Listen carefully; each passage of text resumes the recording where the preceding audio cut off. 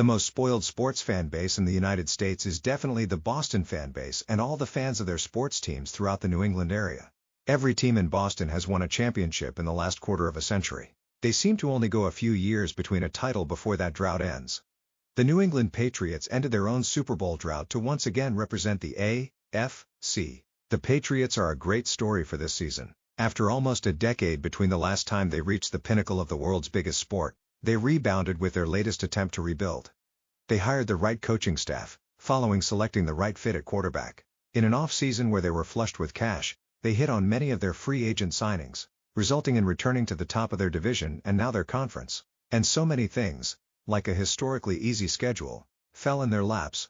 In the conference championship, they faced a Denver Broncos team that lost their starting quarterback on the second-to-last play of the game against the Buffalo Bills, allowing them to face a quarterback they scouted and eventually drafted in Jason Stidham, a quarterback that their offensive coordinator took with him when he took over the Las Vegas Raiders, who did not play all that bad considering the lack of recent game experience. He did make some mistakes in this game. One gave the Patriots their only touchdown, and then an errant throw late, but he made some passes that may be surprising, even for the most hopeful Bronco fan. But it is hard to compete when you lose your starter and in inclement weather.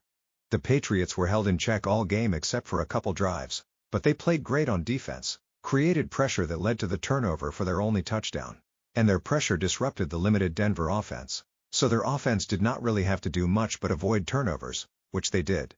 Denver will need to regroup and try to make a run next year with hopefully a healthy Bo Nix, and their defense will be key if they can maintain their overall level of play into next year. I assume they will take the Niners' mantra of "we had our quarterback, we would have won." In the Super Bowl, the Patriots will take on the Seattle Seahawks, who showed fans that you can rewrite your own story through hard work and preparation, as the sports media world continued to view Sam Darnold in the framework of where he started versus where his skill set is today. Darnold had a definitive moment in his career, where he showed he could rise to the challenge. Sports and life are not linear. You have your ups and downs, but you have to create your pivotal moments when the opportunity arises. And we saw that. He made some great passes and avoided the bad play. The Rams played well overall from a statistical perspective, so you cannot detract from Darnold's achievement, but you cannot overhype it as well. He showed everyone he can play good football. Now, he just needs to do it one more time this season. The Seahawks had to win 2 rubber matches to make the big game against teams that won the first matchup and proceeded to lose the last 2, including the playoff outcomes. A tough division this year and they stood out, so now they get the Patriots. A big deal is being made about the Philadelphia Eagles still not having a new offensive coordinator in place. For people who do not like Philly, they view it as an indictment of the organization, who have been consistent in their success for quite some time. I am not worried yet, but hopefully they can find someone soon. Many teams are still searching for their offensive coordinator given the plethora of head coaching opportunities that were available this offseason, which does mean we will have competition. The important thing is we get the right coach. It took us a while to get our last 2 head coaches. Both have won Super Bowls, won divisions and many games. I am hoping that this is just a result of a process more than market sentiment. There is not a single person that wants to see the loss of life around what should be routine processes executed by our government agencies. We can all agree on that aspect of the continued controversies that surround the state of Minnesota. We should also be able to agree that enforcing our laws at the federal, state, or local levels is not evil, but what the government is expected to do. In the emotions around these events, it can be hard to see the forest through the trees, and there will be plenty of people shaping narratives on both sides. But it is important to be able to understand what really happened, identify ways to improve the processes, and hold bad actors accountable if in fact there were negligence or criminal intentions. But, I believe we cannot let emotions cloud judgment. As I always say in this podcast, decisions are best made when considering the facts, evidence, and data. We have made mistakes in the recent past when we elevated the wrong voices and ideas because we gave into emotional hysteria rather than looking at reasonable solutions and approaches. This is not an issue of whether society loves or hates anyone. Society does not have to do anything but ensure markets are free of corruption and that rules are applied fairly and equitably. And part of that is ensuring that laws are enforced and that everyone has to abide by them. That includes everyone. I agree that the brave men and women tasked with bringing bad actors to justice have difficult and extremely dangerous professions. They must deal with the absolute worst in our society and make decisions in critical moments that can have major impacts. Mistakes may happen, but we need to make sure that we know whether it was an unavoidable mistake or a preventable one.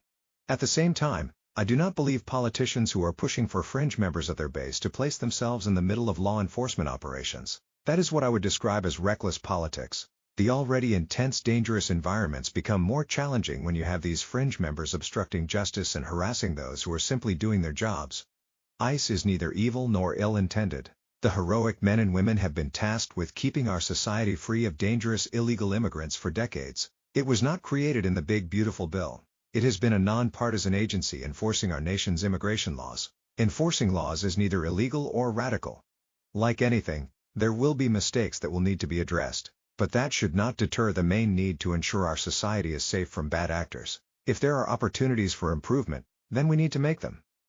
These events would not have occurred if Minnesota would simply do its civic and moral duty to assist federal officials with enforcement, like states like Florida and Texas do, which is why those on the left notice a difference. States that transfer illegal immigrants to federal custody in accordance with federal law will not need to experience enforcement raids. States that are not using taxpayer funds to harbor criminals do not create the need for enforcement activity. That is exactly what the state of Minnesota is doing. And part of the solution is for them to come to their senses.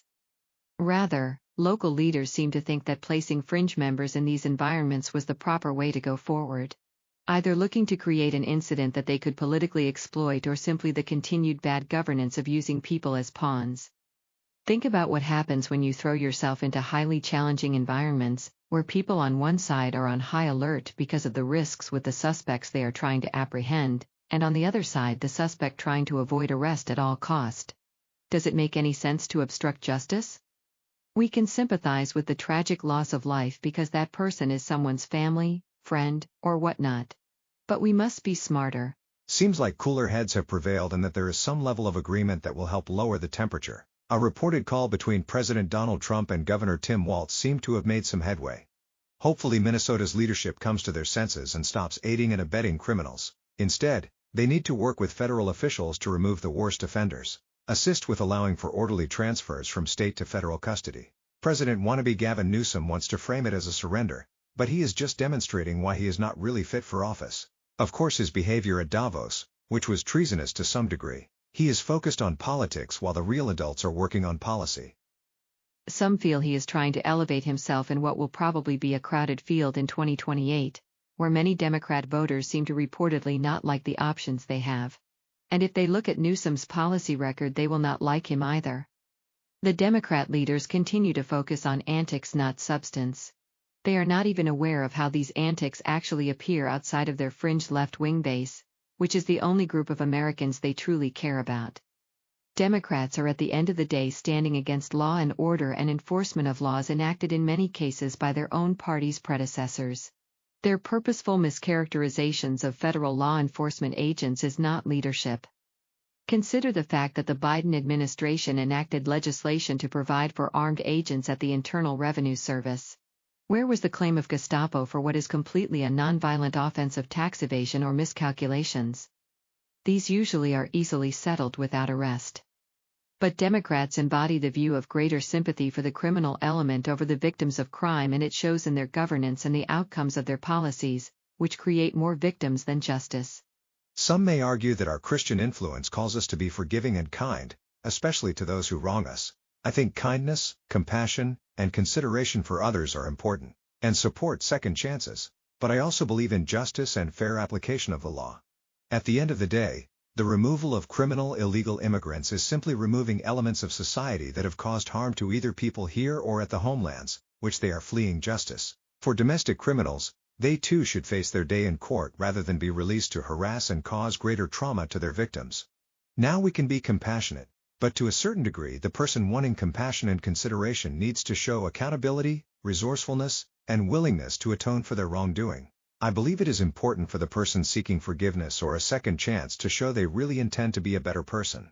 For those who try to use Christianity for political convenience, they may want to consider that during the crucifixion, there were criminals on either side of Jesus, but the one who showed remorse and asked for forgiveness was the one forgiven.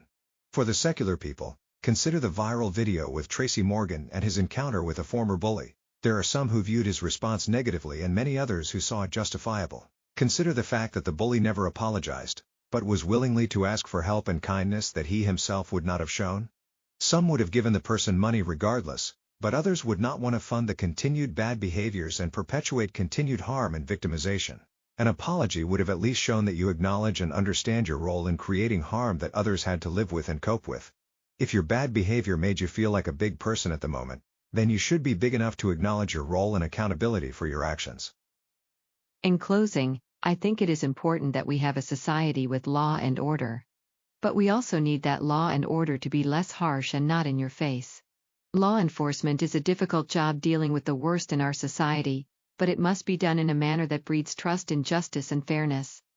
The Super Bowl will be another rematch, but not the same cast of players. For some reason, it seems that the quality of play overall this season is viewed to be not the same, as pundits are speaking about the quality of teams. But the Seahawks and Patriots both deserved their spots. And hopefully they will remember to run the ball when you have a dominant running back on the 1-yard line. Thank you for experiencing this episode of the Christopher Peter Review. Your viewership is appreciated and valued. Please follow the Christopher Peter Review on social media and continue to visit www.crcreview.com for new episodes. Thank you once again. Until next time.